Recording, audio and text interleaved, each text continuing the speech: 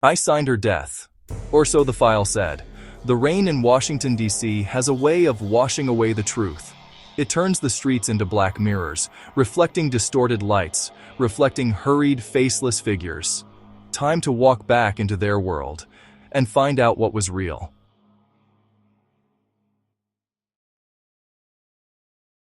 My world burned down on a Tuesday, not in a blaze of fire and fury, but in the sterile silence of a secure room under the cold, indifferent hum of servers.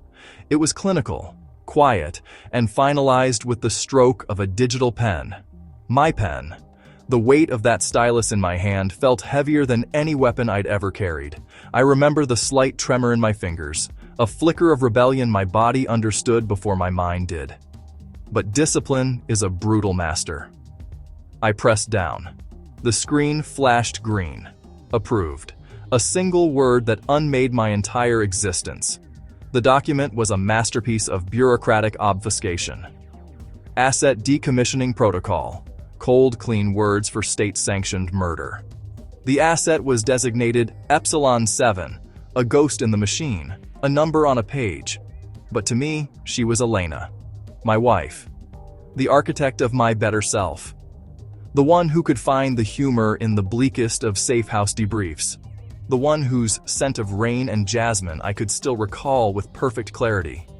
They called her compromised. A risk. A loose end that needed to be tied off. They told me it was a necessary sacrifice, a tragic but unavoidable cost for the greater good.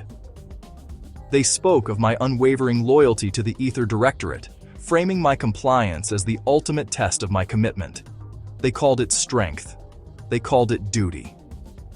And I, the good soldier, the man who had built his life on their foundation of order and control, I accepted it. I swallowed the poison they handed me and called it medicine. I let them hollow me out, believing the emptiness was a virtue. But a seed of doubt, once planted in the scorched earth of a man's soul, is a stubborn, thorny thing. It began with a mission a month prior, a high-risk data snatch in Odessa. My Delta team, good men all of them, died securing that encrypted drive. Command said it was a rival agency's new encryption key, a standard op. But the official story never sat right. The resistance was too fierce, the cost too high for something so routine. So, in the lonely quiet of 100 different motel rooms, I worked. I peeled back the layers of directorate-grade security on that drive, my own ghost in their machine. Inside, I didn't find an encryption key. I found a program, Project Mimic, a ghost key, capable of flawlessly replicating an agent's biometric signature, their digital soul, my signature. The truth hit me like a physical blow. I ran the program against the archived kill order. There it was. My name, my digital handwriting, my biometric imprint. All perfectly forged. I hadn't signed her death warrant. They had. They had sent my team to die for the very tool they used to murder my wife and frame me for it. My grief wasn't just a consequence. It was a resource. They harvested it, refined it, and used it to sharpen me into their finest weapon. A puppet, numb and unquestioning, whose strings were pulled by the very monsters who took everything from me. And now, I am walking back into the belly of the beast, a specter of their own creation, haunting the halls of power. But I am not returning to serve. I am not the prodigal son coming home to the fold. I am returning to dismantle, to burn their world down, just as they burned down mine. Brick by brick, lie by lie. Returning to Washington was like willingly stepping back into the cage you just clawed your way out of. Every street corner holds a memory of her, a ghost I have to ignore.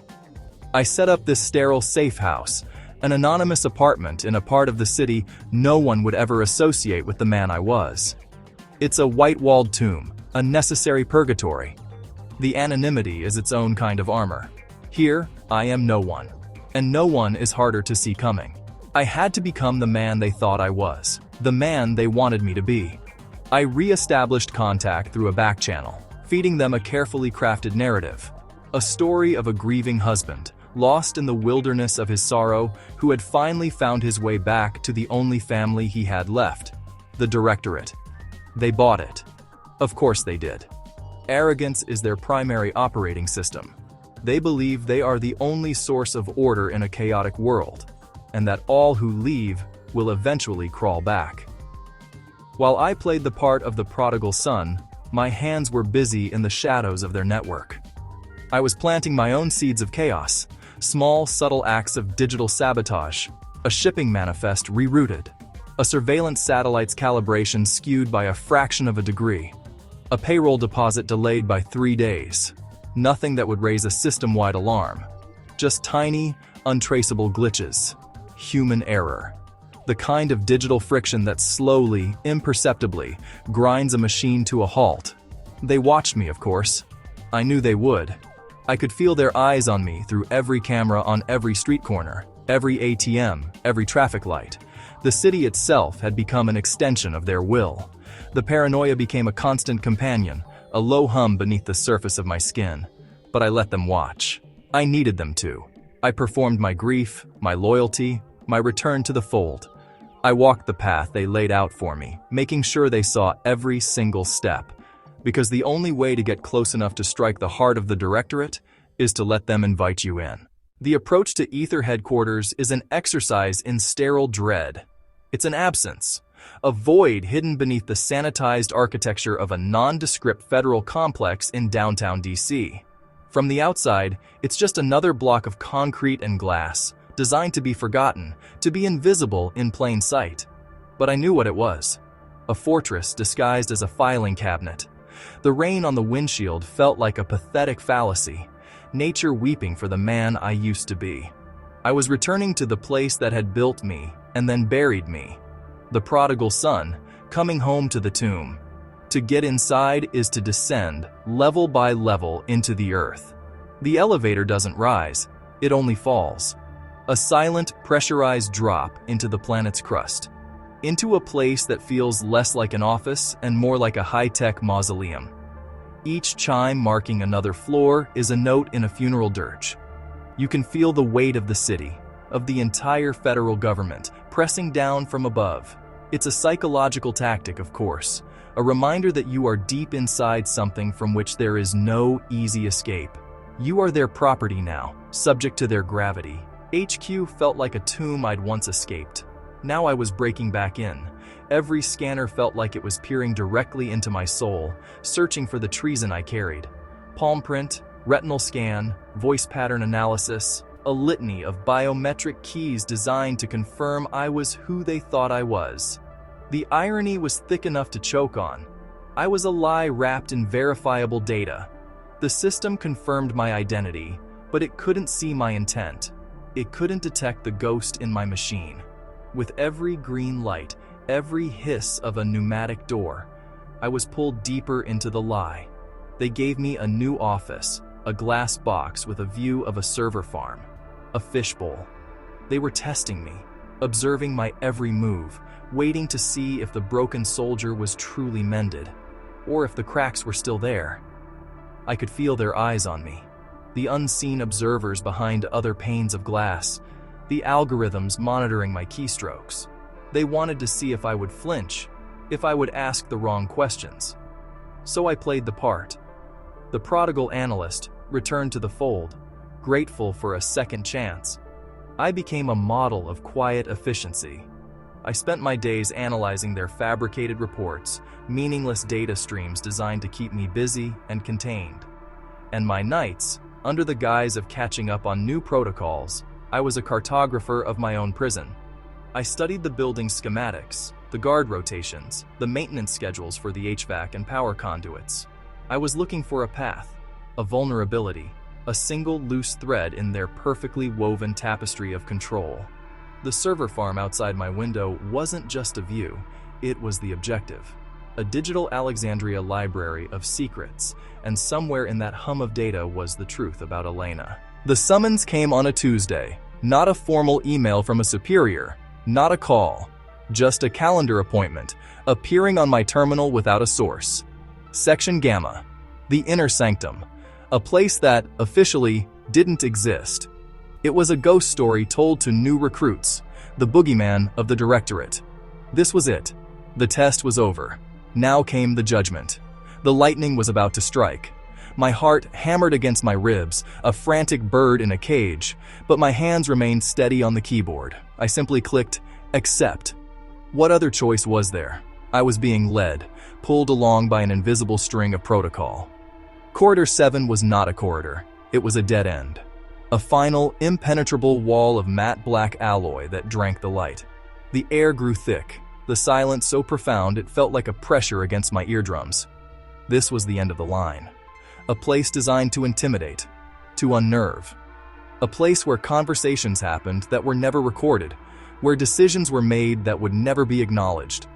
I felt a cold dread crystallize in my gut. I had come so far, risked everything to get back inside, only to be stopped by a blank wall. My mind raced. This was a trap, a cruel joke, a final psychological test to see if I would break, if I would demand answers. I stood there for what felt like an eternity, my own reflection a distorted ghost on the black surface. Then, without a sound, a seam of light appeared. The wall wasn't a wall, it was a door, and it was opening for me. The room beyond was a void, cold, silent, dominated by a single, massive monitor displaying shifting constellations of data. A figure was standing in front of it, their back to me. The figure was slender, their posture rigid, disciplined, the posture of an operator. But I knew. My breath caught in my throat, a sharp, painful hitch. Time seemed to slow, to warp around that shape. I knew that silhouette better than I knew my own face. I had traced it in my memory a million times, a phantom limb I could never stop reaching for. Elena? It wasn't a word. It was a crack in the dam, a question, a prayer, a curse. The name I hadn't allowed myself to speak above a whisper for 2 years, afraid that saying it aloud would somehow make her death more real. The sound was swallowed by the silent room, but it felt like a gunshot. She turned, not with the fluid grace I remembered, but with a slow, mechanical precision. The light of the monitor carved her out of the darkness. She was real, she was alive, and she was here, in the heart of the machine that had supposedly killed her. The file was a lie. The funeral, the grief, the entire narrative of my broken life, all of it, a fabrication, a meticulously crafted piece of theater, and I had been its sole audience member. Hello, Elias. It was her voice, but stripped of all warmth, all life, processed, filtered. It was the voice of a handler, not a wife. The voice of a stranger wearing my wife's face. The woman I loved was gone, replaced by this cold, perfect instrument of the directorate. She had let me believe she was dead. She had let me grieve. She had let me break. She watched me fall apart from a distance and did nothing. The words caught in my throat, a knot of pure, white-hot rage. "Why?" was all I could manage. Her expression didn't change. "The file was necessary," she said, her voice flat, devoid of apology.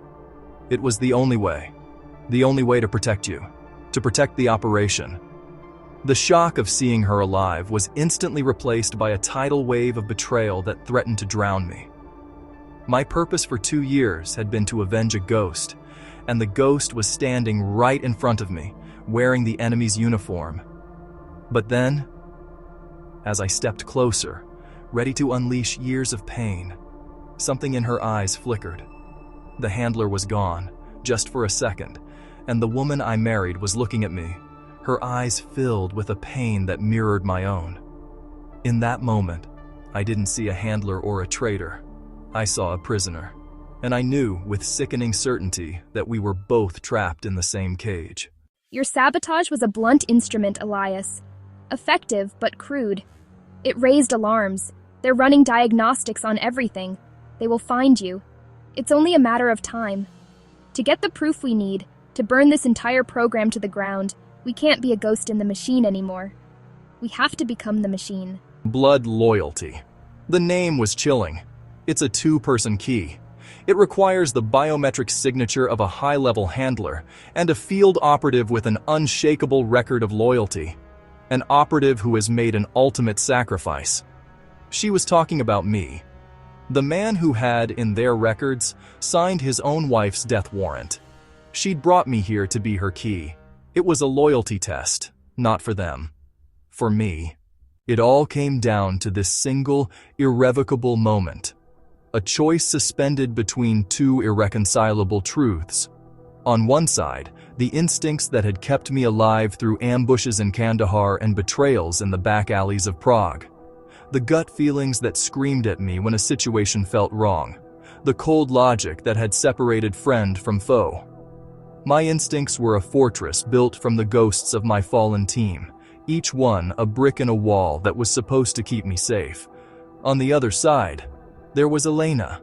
Not the ghost I had mourned, but the woman of flesh and blood who had stood before me, her voice the same melody I remembered, but the words a chilling new score. She had promised me her life once, under a different sky, in a world that no longer existed. Now, she was offering me the truth, a truth she claimed would vindicate my losses. Trusting her felt like stepping off a cliff and believing she'd woven a net from shadows. I took a breath, the sterile, recycled air of the server room filling my lungs. The ghosts of my team were silent. The memory of her smile was a dull ache. I placed my palm flat against the scanner. The cool glass met my skin, and for a heartbeat, nothing happened. Then, a soft chime, a flicker of light, and the system accepted the blood loyalty protocol. It accepted me. This was it. The ghost in the machine. The digital heart of the Directorate's ambition. The playbook. Not the redacted, sanitized version fed to oversight committees, but the unredacted, unfiltered master plan for Project Elysium. Every file, every subroutine, every line of code was a testament to what my team had died for. They had chased whispers of this project across 3 continents, piecing together fragments while the Directorate hunted them down one by one. I could almost feel them standing behind me, their spectral presence urging me on. This wasn't just data, it was their final report, written in my actions. It was their legacy, and now, it was my burden. I navigated through layers of encryption, each one peeling back another layer of the lie we'd all been living. The stated goal was benign, almost noble, to establish a system of predictive governance, to create a world without war, without crime, without chaos. But the methodology was monstrous.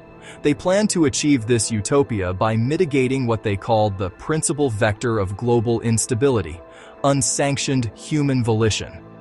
It wasn't about predicting crime. It was about preempting dissent. It wasn't about stopping terrorists. It was about stopping the very thoughts that might lead a person to question authority. They weren't trying to build a safer world. They were trying to eliminate free will itself, recoding humanity into a more compliant, more predictable version. A species in its own image. I pulled up their global threat assessment matrix. The map that bloomed into existence before me didn't show geography. It showed obedience. Blue zones were compliant, stable, predictable. Red zones were hotspots of intellectual friction, artistic expression, political dissent. These were the places they needed to control. And they had models for everything. A whole arsenal of manufactured crises designed to justify their encroaching control. Agricultural blights that would decimate a nation's food supply and make them dependent on Directorate aid. Power grid failures that would plunge millions into darkness, begging for the order only the Directorate could provide. Engineered pandemics, tailored to spread fear and justify unprecedented levels of surveillance and biological tracking. It was a library of apocalypses, waiting to be checked out. Each one a meticulously planned catastrophe, a lever to be pulled to move the world one step closer to their vision of perfect, silent order. And then I saw it, the final piece, the masterstroke that would lock the cage forever. Your digital wallet, your entire financial existence, directly integrated with your neural interface. A social credit system on steroids, where every transaction, every social media post, every private message was monitored. But it went deeper. The system would monitor your biometric responses, your neurological patterns, a spike in adrenaline while reading a dissenting article, a flicker of neurological outrage at a government policy, these would be flagged. A rebellious thought could literally result in your complete financial ruin, your accounts frozen, your access to public transport denied, your ability to buy food revoked. They weren't just building a prison for the mind, they were building a system where the walls of that prison were made of your own survival. This wasn't security. It was a new form of slavery. Digital chains for everyone, forged in the name of safety. And she, Elena, had handed me the key. Or, she had led me into the heart of the trap. I copied everything, the terabytes of data flowing onto the encrypted drive like a toxic river. Each percentage point on the progress bar felt like a new weight on my soul. Back in the sterile anonymity of the safe house, the storm outside mirrored the one in my head. The reunion with Elena hadn't been a healing. It had been a deeper kind of wound. It had taken the clean, sharp pain of grief, a pain I had learned to live with, to carry, and replaced it with the jagged, messy agony of doubt. Grief has a certain purity. Doubt is a poison that infects everything. She gave me everything, the whole horrific truth on a silver platter. But what if that truth was just the wrapping for a deeper lie, a lie I couldn't yet see? I opened the file on the blood loyalty protocol itself. It was a masterpiece of psychological manipulation. It wasn't just about biometrics. It was about using emotional bonds as a key. It detailed how to leverage family, friends, and past loyalties to ensure compliance. My name was in there. My history with Elena was a case study. Was her reappearance, her confession, her help? Was it all just the protocol in action? A lie so perfectly tailored to me that I wouldn't be able to see it? The question echoed in the empty room. Was I using the data to free the world, or was I simply the final, unwitting pawn in her script? A ghost she had resurrected to serve one last purpose. Every choice I made from this point forward would be tainted by this uncertainty. Every path forward was shrouded in fog. She had handed me a spear, the very weapon I needed to strike at the heart of the Directorate. But she was still standing behind me, her hand perhaps ready to guide my thrust into a target of her own choosing. The moral compass that had guided me through years of impossible choices, the one that always pointed toward true north, was now spinning wildly, caught in the magnetic field of her influence. Then I heard it, a low, rhythmic thumping, a vibration I felt in my teeth before I properly registered the sound. It cut through the drumming of the rain against the window pane. This wasn't the high-pitched whine of a news chopper. This was the deep, predatory beat of a military-grade aircraft. An Apache, or something newer, something designed for hunting. My blood ran cold. I crept to the window, peering through the blinds. Across the street, a glint of light from a darkened window. A spotter. The helicopter wasn't searching. It was providing overwatch. A net was closing. They were boxing me in. The realization hit me like a physical blow. The safe house was no longer a sanctuary. It was a kill box, and Elena had led me right to the center of it. My head start, my precious few hours of anonymity, was evaporating with every beat of those rotor blades. My instincts, honed by years of surviving when I shouldn't have, took over. The time for agonizing, for planning, for doubt was over. Thought became action. Wipe the laptop. Destroy the hardware. Leave nothing behind. She gave me everything. The data, the truth, the trap. Now I had to decide if I could still trust blood, or if it had to spill. Was this her final betrayal, or a test? A brutal, violent push to force my hand? The distinction no longer mattered. In my hand, the burner phone felt impossibly heavy.